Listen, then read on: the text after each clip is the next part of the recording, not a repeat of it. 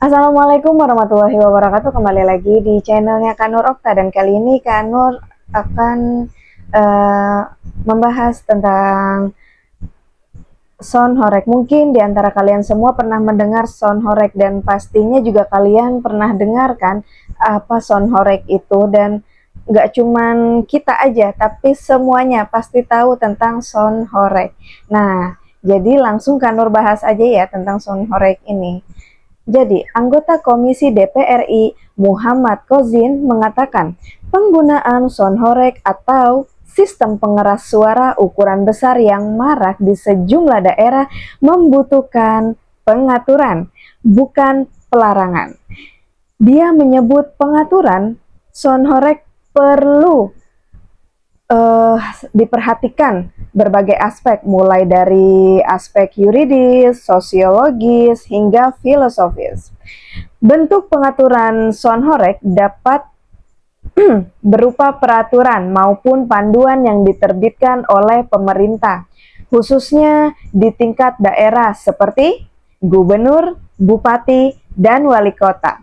Bisa saja peraturan dari kepala daerah atau surat edaran atau perubahan terhadap peraturan daerah atau Perda yang selama ini eksis.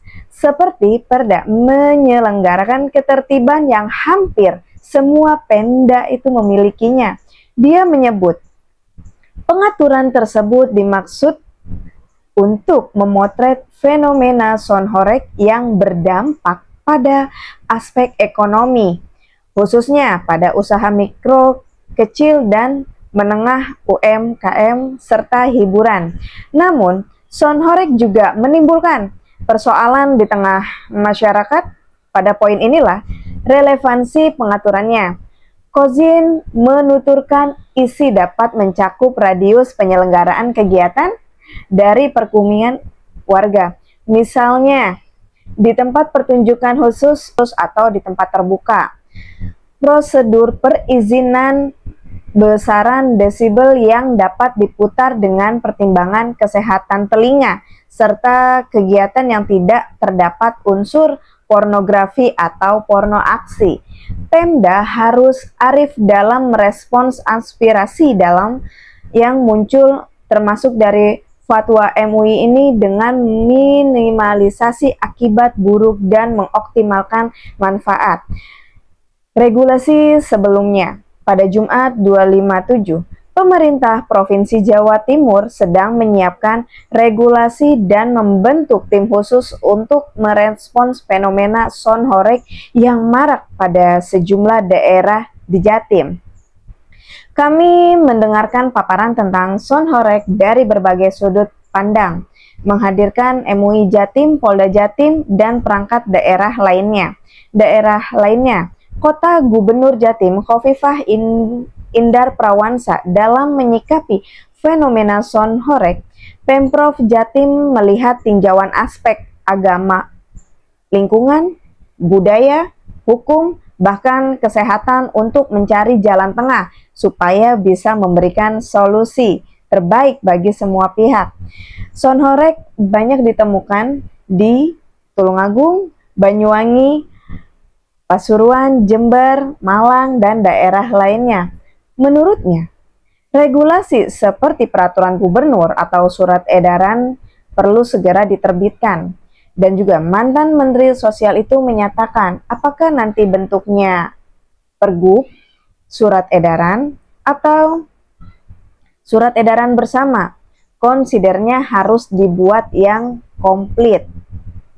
Jadi, buat teman-teman yang sudah mendengar berita sound horeg ini, menurut kalian gimana? Itu sound itu kan benar-benar sangat kencang banget ya, dan juga ada yang mengganggu lingkungan, terus ditambah juga bisa bikin rumah bergetar gitu kan. Untung nggak sampai retak rumahnya ya, bergetar ya. Jadi benar-benar sound horeg ini menurut kalian gimana baiknya menurut masyarakat?